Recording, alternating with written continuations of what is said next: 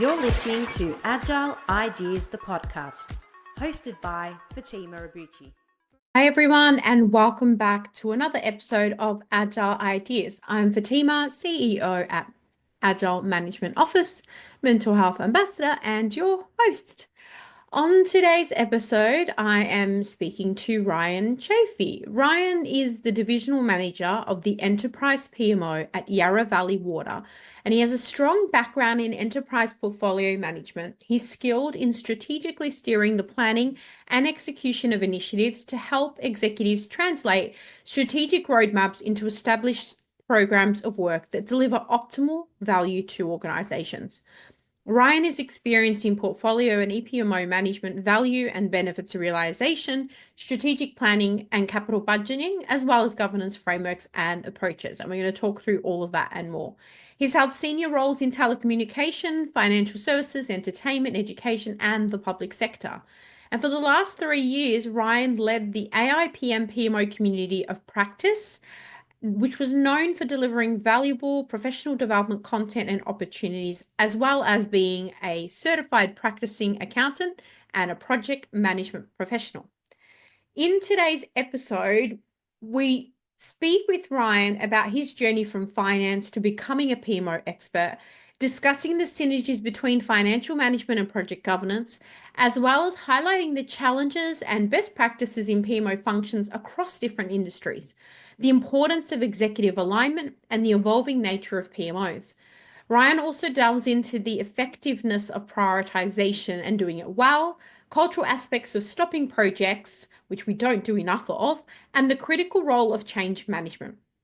This episode is perfect, though, for those aspiring to be a PMO leader or already is a project management professional. This episode is packed with actionable insights and advice. So please join me in welcoming Ryan to the show.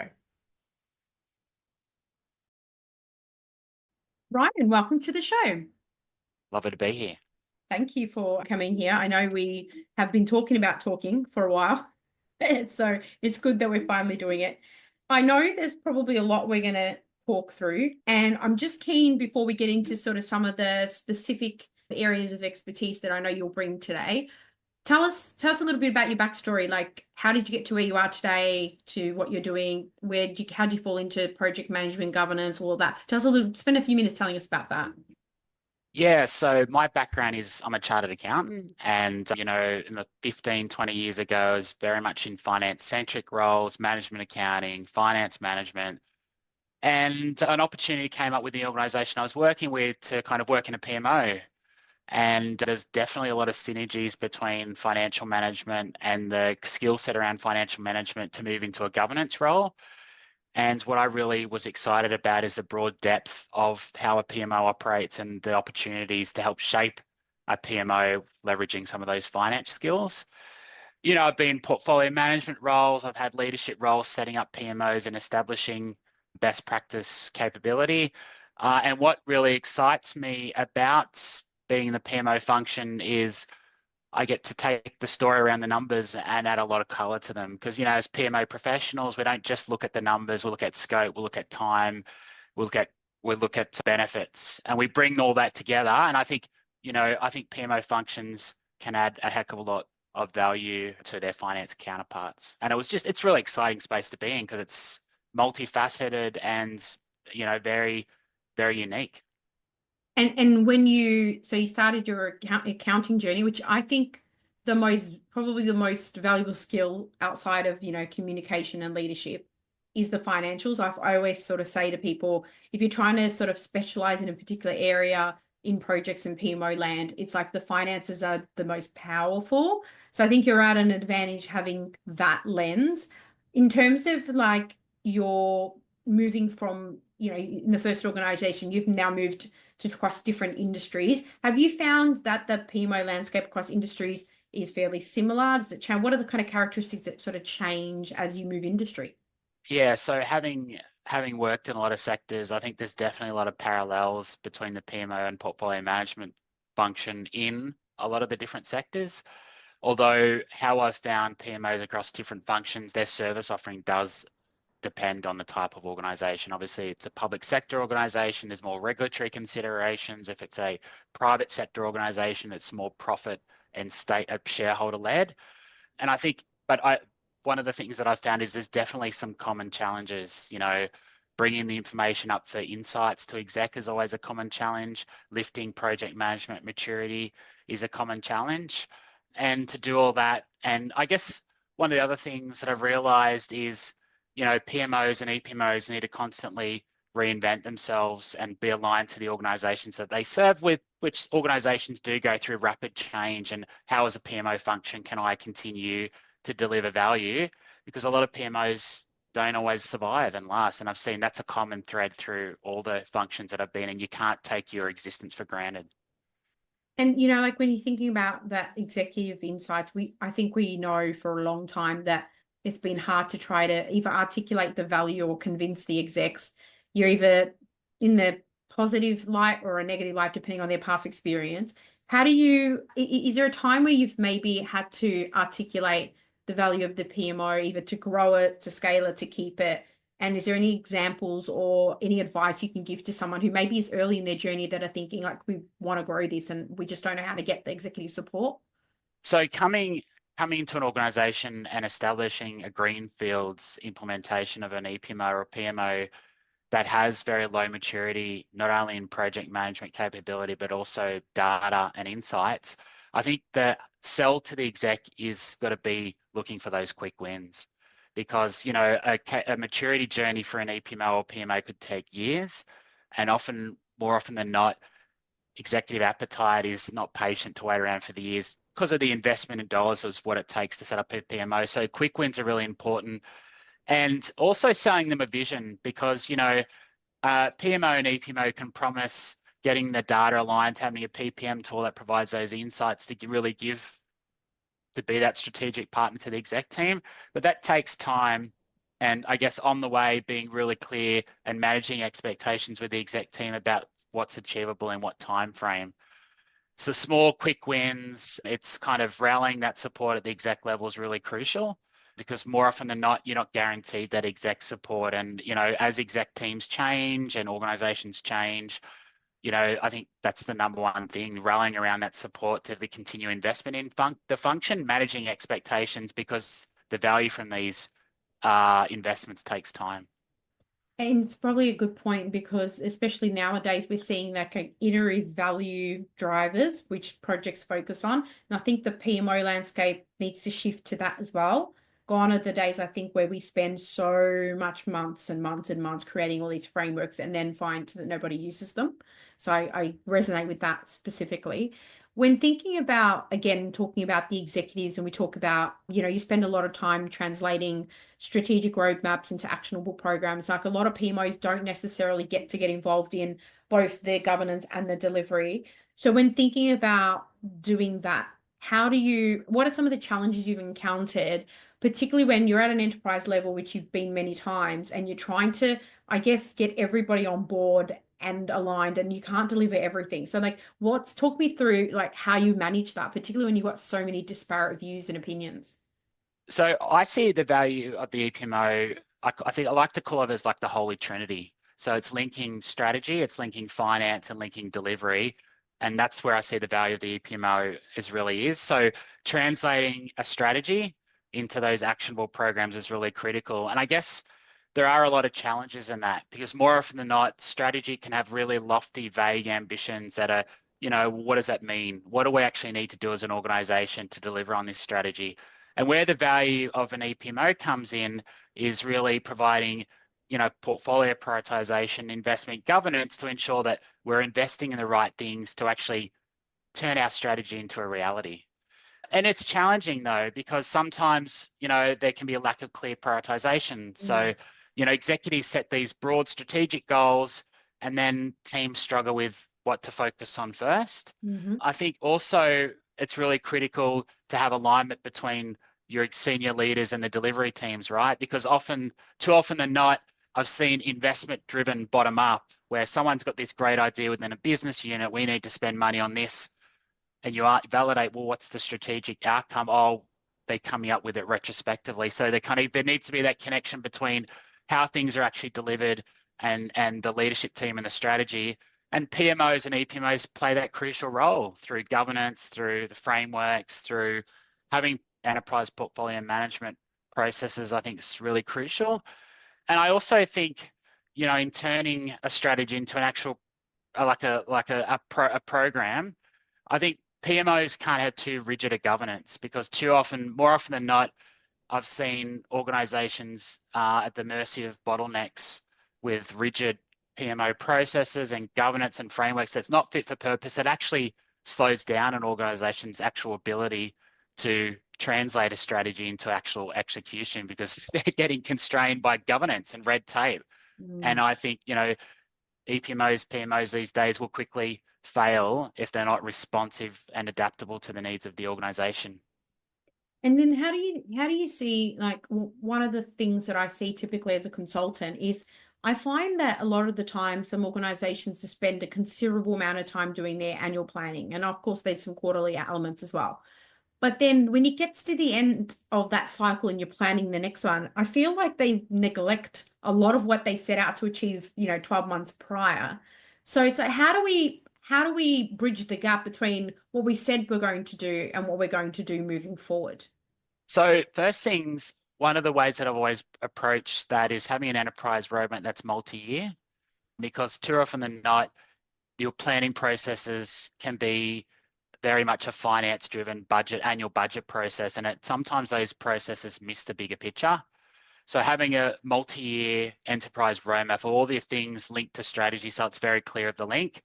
Secondly, you made mention of, at the end of the year, it's like, well, how are we going to look back? Did we actually achieve what we said we're going to? And I think obviously for me, then a measure up and the benefits management processes are really crucial to ensure that, at the end of the financial year, we're retrospectively going to see whether the investment that the things that we invested in actually get the measurable outcomes. Mm-hmm. But I've seen far too many organizations just think year on year. And obviously strategic, like transformation, isn't a year-on-year proposition. These are long-term horizon things that an organization needs to do. And I don't see annual planning processes as a way to kind of, let's go around and find some new stuff to do. Absolutely not. I think also to get away from that annual planning, trap, I think you need to have one multi-year plan that evolves and shifts. So we're not going through, blank slates every time we go through an annual planning process. We've got one iterative plan for delivery that evolves and shifts as things change, but it's multi-year and it's really connected and aligned to what are the strategic goals of an organization. So then in order to do that assessment, you're obviously got to spend some time in the benefits realization space. I'd probably have it a guess that at least for me, over the last 20 years, the benefits realization is the part that I think most PMOs lack or have the least experience in, and delivery as well. So in terms of benefits realization, what are some of the key attributes or things that you'd look for, either improving an approach that exists around that or something to set up if you were starting from scratch? So one of the things I've learned around benefits management is, you can design an amazing process and tracking process, like tracking and reporting and having amazing templates. Benefits management to me is a 90% cultural challenge, and it's a change management challenge. It's not the framework. Focusing on how we're going to measure is to me the easy part. What I've found really beneficial on going on a benefits management journey is the visibility and transparency and also performance management. So, yes, it's great. We've got an assigned business case and a business owner's got their name against this benefit target, and often more than not, the money's been spent, the people have gone. There's no appetite to retrospectively go back and hold anyone to account. What I've found really helpful is the visibility at the exec level of reporting of actually what's actually been delivered and what benefits have been realized, and then working to have performance incentives included. So there's actually a so what for not achieving benefits, because that's the most important loop for me. Also, if you've got an initiative that's promising cost out, if one of the benefits is cost reduction, then put your money where your mouth is and have the budget reductions, because you're signing up to that. So that is the most effective way. Everything else seems to be a kind of a a token, it's a token thing, and no one cares, and the money's been spent, and the person's left without that integration with the real performance management systems and financial management systems. It's benefit management to me is it's not very successful. Yeah, I think I tend to agree, because a lot of the times it's usually the process that's often overlooked the most. I mean, even when we look at review frameworks that have been created internally or through third parties, it's almost like it's just a paragraph that make sure you deliver benefits, make sure there's value. I'm curious to see if you've seen any similar examples to one I'll describe it, where in banking, for example, I found that when they started moving towards more of an agile way of working, they had to change their funding model. And one of the things that they did is they introduced like funding envelopes that were reviewed on a quarterly basis. And that way you would assess if you are tracking well, and if not, you'd have some of your money taken away. I don't know, have you seen anything that's like more of an iterative approach to the traditional? Yeah, I've worked in a large corporate in the telco sector that had something like that. And unfortunately, the quarterly release of funding and packages assigned, like it was more of a tick and flick activity. And it was kind of like, okay, yeah, we've delivered the value, just give us the money. Without a robust process around it, without the tough challenge conversations, it can be just another governance process that doesn't add any value, because at the end of the day, if people are just going to get their funding anyway, and there's no robust discussion and stopping things, once again, the culture's got to support it. Yeah, If there's a sure. culture that doesn't like stopping things, that doesn't like having challenging conversations, then it's just, it's going to be another process that doesn't add any value. It's a good call out, because if I think back to that example I just gave, when I recall people putting up, they're going into their quarterly planning or their big room planning and saying, oh, we've delivered X, Y, and Z. A lot of the time, they never really provided any real metrics to show that they've delivered. It was just a subjective opinion. So yes, that probably makes sense. I think it's something that that definitely needs work, that's for sure. I feel like from a whole, transition to agile ways of working over the last however many years, the funding, the investment management, that front door process around prioritization really hasn't changed too much. It's like fundamentals the same everywhere. Yeah, I agree. I think I've seen agile approaches to like lean portfolio management, whereas, the organization or a business unit gets the bucket of money up front, and they've got measures against that bucket of money. We don't want to see your business cases. We don't want you to come to investment committees. Just here's your money. We'll just measure your outcomes against that bucket of money. I think the best approach is somewhere between that and a typical stage-gated investment allocation approach, because more often than not, once again, like you say, the measures don't, like, where's the objective measures? The measures don't reflect what the investment's actually set out to achieve.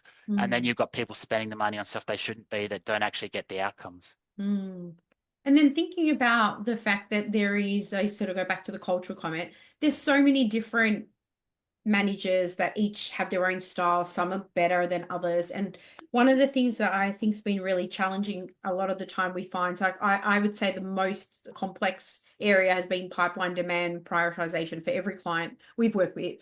And when I look into the reasons why, one of the ones that's very prominent is at the enterprise level, you usually do have your big capital projects. You probably have some operational projects, but there's so many rats and mice projects that each function is delivering. And so there's no central view of projects holistically. So how do you balance what has to be included in that versus what you just manage it in your own, and we're not going to actually pay this? Is it, a rating thing, a size? Like, what have you seen work or not work? So I like to call the projects that the EPMO or the PMOs don't know about as skunk works. The stuff that happens, that flies under the radar, and more often than not, it flies under the radar until something happens and, risks occur, or the, technology goes down. So I think every organization struggles with identifying those change pieces of work where that goes undetected, but then it has a huge impact on the business. The way that I kind of see it is, like you say, we don't want to apply the same set of governance for every piece of change in an organization, because, it's just too much. And I think it takes a pragmatic approach to look at all the change activities across the organization and see what might make sense to funnel through an EPMO or PMO function. I guess you think of BAU, run the business, and you've got activities like IT, service requests, and then as you go up to big projects, I think it's a it's a try and see method. I think it needs to be calibrated based on the needs of the organization. Mm-hmm. And often I think, a lot of organizations just decide, well, CapEx is where delivery occurs and OpEx, well, that's just, give people their money, leave them alone. But more often than not, as we've discussed, the business can run these projects and, decide to, buy a SaaS solution or decide to kick off a project. But the business doesn't know it's a project because the business doesn't have capability around project management. Those ones are really unfortunate. And I think it's not just I think any approach to governing these pieces of work needs to ignore the accounting treatment. I'm not sure why organizations are so obsessed with the accounting treatment. It's actually, what's the change activity and what level of governance does it require? That should be the question, not whether it's CapEx or OpEx, because too much businesses are so fragmented trying to base it based on the accounting treatment. It's challenging. Yeah, it's an interesting point. There's a couple of recent examples that tie into that I've seen recently. So I've seen, one organization who knows that there's a CapEx, threshold for projects. So they've just split the project into pieces so that they can miss that line and doesn't have to go to capital committee. So that's one example. And then there's other examples where they try to, I guess, portray the project in a way that like they'll remove the element of CapEx by sort of saying it's just resources or whatever it might be to try to get through an OpEx path. So like all these magic gymnastics and tricks and stuff to try to avoid, I guess, the rules that are there for a good reason. And where do you draw the line between continuous improvement that occurs out of a BAU function versus when does it become a project? That's the $1 million question. And I think it's not always a black and white answer. 100%. I was working with a startup about like a year ago, helping them with their OKRs, and I had to laugh when they had listed buying office chairs as a project. And it's like, okay. So I think to that point, you're right. It is hard and it is difficult, different. But I think as an EPMO, we need to be making sure that we articulate what are the guardrails that constitute that. So what happens is, if organized, like to your office chair example, if people go through a governance pathway that's suitable for projects for that kind of thing, the EPMO will quickly get a bad reputation across the organization for over-governing when it's not the EPMO that's asked. I think people get excited and go, oh, I want my little thing to go into this I call it a sausage factory, the kind of EPMO governance processes. And you get too many of those, and then there's a stakeholder management issue because people perceive as a sledgehammer approach to governing, obviously, things that don't need to be governed. I think it's absolutely a training exercise on what a project is and what is not, because a lot of people can be confused by that. Oh, 100%. There's been other instances I've seen where because there wasn't full visibility on the whole slate of projects, even the small ones, say maybe in a mid-sized organization, which is easier to bring them all together. There's been companies we've worked with where they didn't even know, like the director or CEO didn't even know what some of the projects were when we brought them to their attention. And then there's other examples where, you collate those projects, there's dozens and dozens and dozens, it's 100 plus, for example, and then you look at the budget and you're like, oh, we've only got $5 million. So you think 100 projects, $5 million, but like that doesn't add up. So I think the guardrails are really important and just getting alignment. But as you said, EPMO shouldn't get involved in like the rats and mice. There's got to be some balance. Otherwise, you will need a team of 50 at any time. I've seen a way to carve a portfolio is, in terms of your strategic initiatives, the ones that you don't have the repeatable projects in there, the low risk ones in an EPMO's remit. You have those high risk strategic transformation initiatives that make sense to have that level of governance. If you think of a business, it does compliance work and it's repeatable compliance work and it's regulatory in nature. Yes. A lot of instances, an EPMO probably wouldn't want to get involved in that space because it's just not of value. It's kind of it's stuff. It's a lot of rats and mice stuff, but also stuff that's a really low risk and low complexity that doesn't need the oversight. So then thinking back to you mentioned stopping projects, that's probably one that doesn't happen enough. Is there any examples you can give where maybe either you or someone that you work with has had to sort of put a stop to a project, but maybe it was either just too late or it was just before you maybe have experienced a big issue or something. Is there any examples of that you've seen? Yeah, so firstly, I kind of want to come back to the cultural piece. So you can create a PMO, EPMO function that has all these wonderful governance processes and information flowing up for exec decision, and then the exec can get that information and not have a culture around actually having the hard conversations to stop things. So I've seen a lot of cases where there's a pet project, a GM has too much writing on their perception for it to be stopped. They're really challenging. And I think for a PMO and EPMO to operate effectively in bringing that information to an exec for a decision making, there needs to be a level of psychological safety.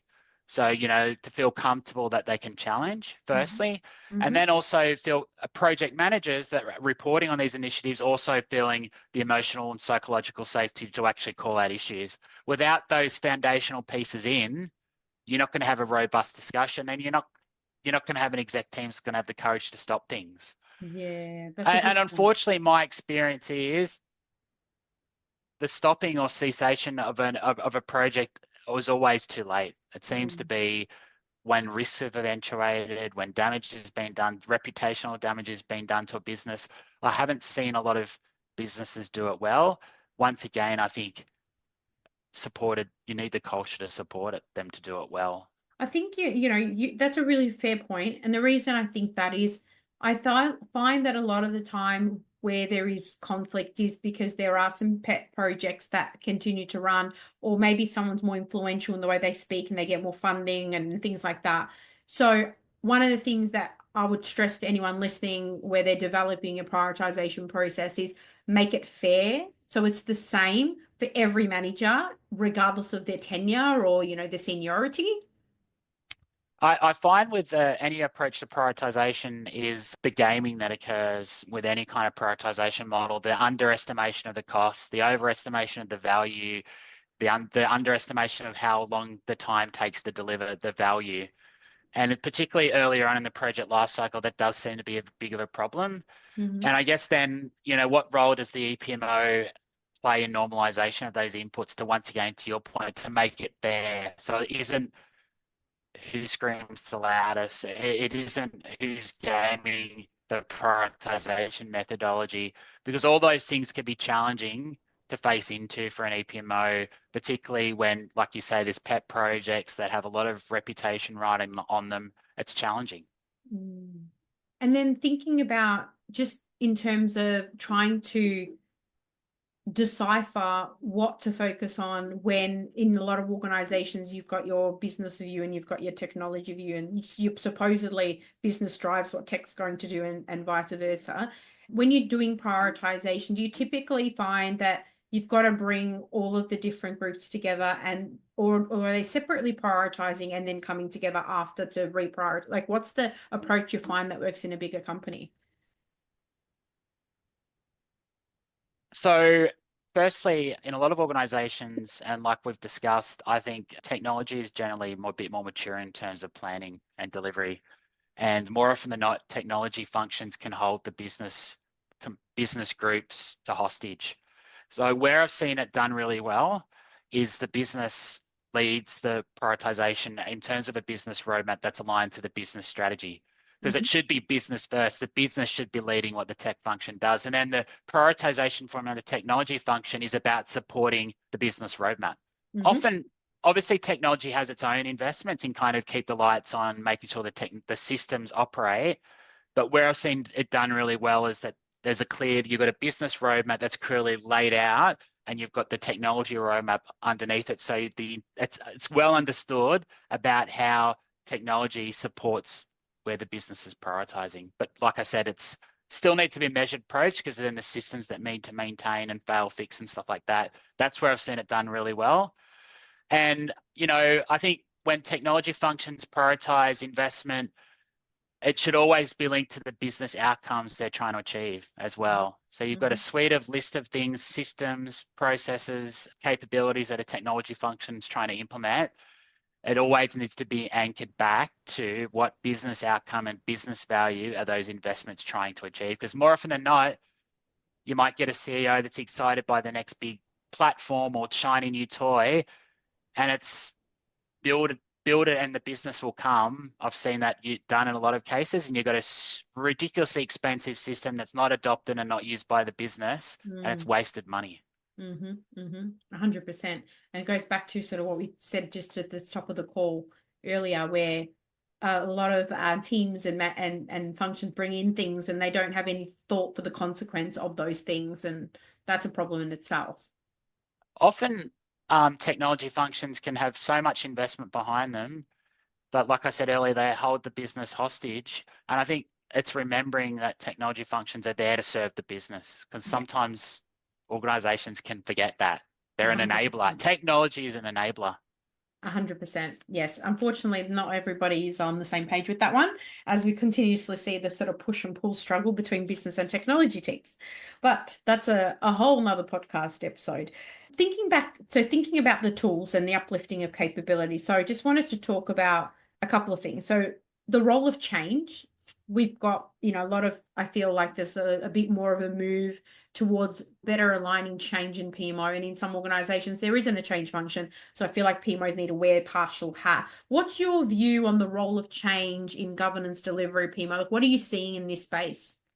So I see the role of change as absolutely fundamental. And I also see a lot of synergies between enterprise change functions and enterprise portfolio management functions, because, not only within an EPMO, governing and investing and, having frameworks around investment, but how do we deliver change and having the visibility of change across the organization is really powerful. I haven't seen a lot of organizations do it well yet.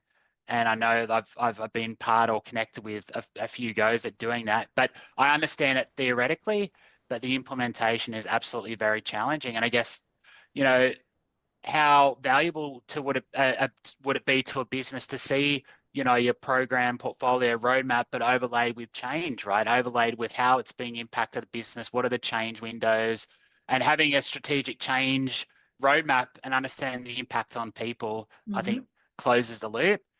I haven't personally seen it done well myself. Hopefully you have. I've seen it done well in some programs and then also not done so well. Thinking about some of the more recent examples, I was talking recently to someone who's sort of more expert in change. And we were talking about the fact that when we think about change, realistically, the change management function or person or whoever's wearing that hat, even if it's a pseudo role, is their responsibility to sort of communicate outwards from a project, program, or portfolio. And then you've got your PMO that should be in tandem, sitting side by side and communicating inwards what's going on in the project and connecting the dots that way. I find that works really well when it's done. But I think, talking about role of change, I wanted to come back to uplifting capability, and also we mentioned tools. I know you've spent a bit of time working in and around the project portfolio tools, the portfolio PPM tools, etc. What do you think people get wrong the most when they're considering bringing in a new tool if they haven't had one in their organization before? So the biggest challenge that I've found on this journey, both as someone delivering PPM tools, and also being a business sponsor, is people expecting PPM tools to be a panacea, to fix all their organizational problems, to fix all their processes. So there's a couple of challenges and lessons learned from that. I think firstly, any kind of PPM implementation needs to be really aligned with maturity. And I think one of the things that's really crucial from an EPMO perspective is there is some alignment in the way that projects are delivered and governed going on the journey of a PPM tool. Because if you don't have those necessary alignment in place, you're building too much complexity into the tool. It's going to cost a lot of money. So that's the first thing.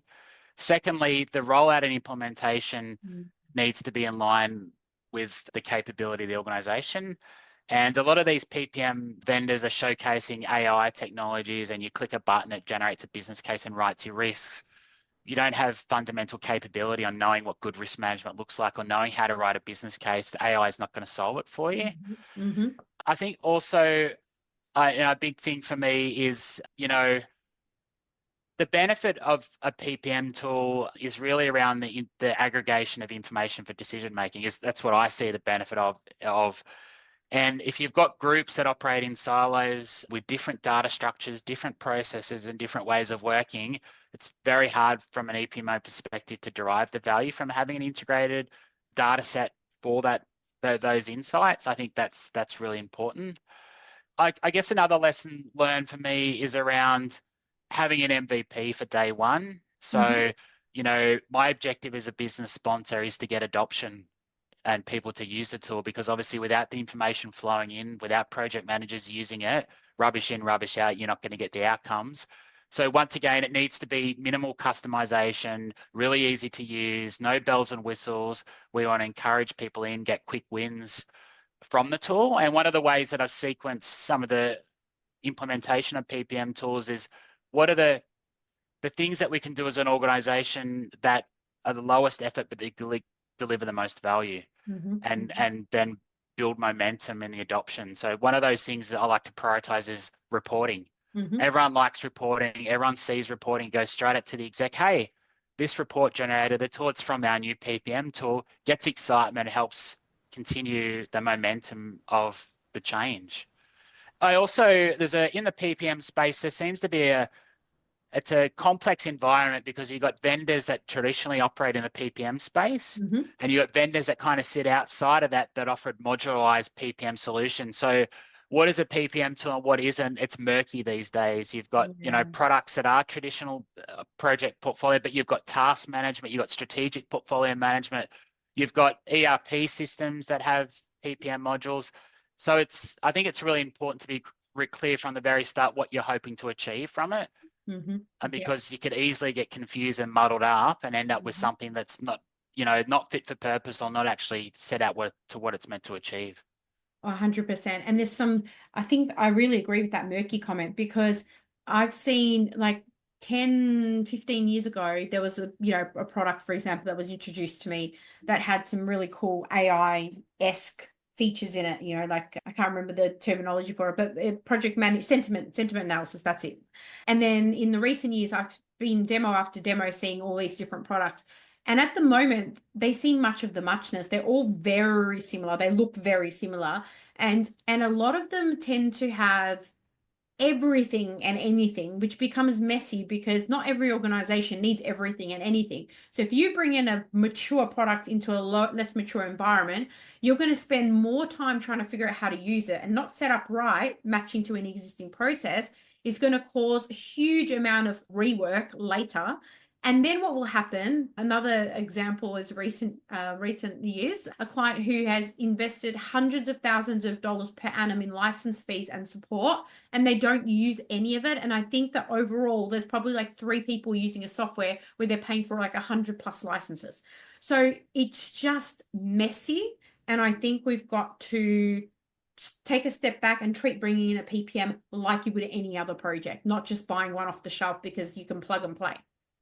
So the murkiness of the PPM landscape is, I see it in the Gartner PPM quadrant, where there used to be the key players in that quadrant. We all knew who they were. Yes. And nowadays it's just, it's really complicated. 100%. And I find the ones that appear to be the most popular can sometimes be the most complex. And bringing that in, it doesn't work well. I was at one organization not long ago, and they had 4 competing PPM tools in different functions, everything from your more well-known ones to sort of some in the midline to some that are, more light on.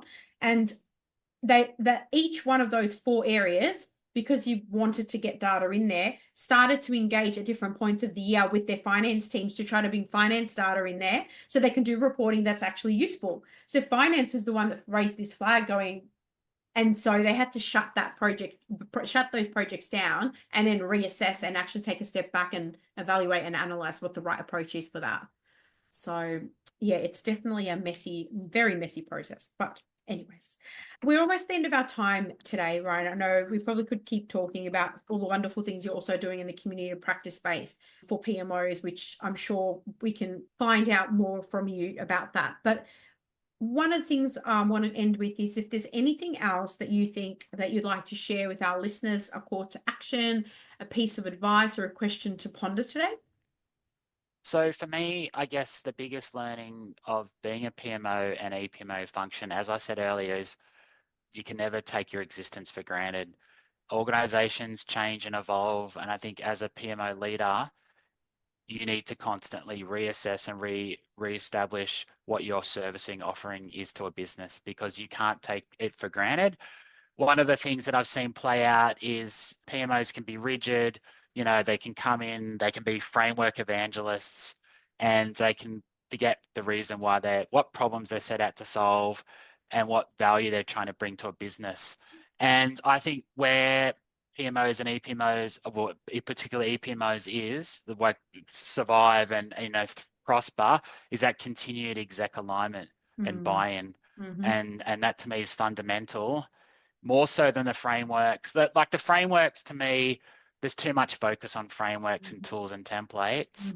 What's the outcome we're actually getting, and is what we're trying to implement fit for purpose for an organization? And is it minimum viable governance? That's my favorite term. It's like, are we introducing the right level of governance for the risks and the risk appetite of the organization?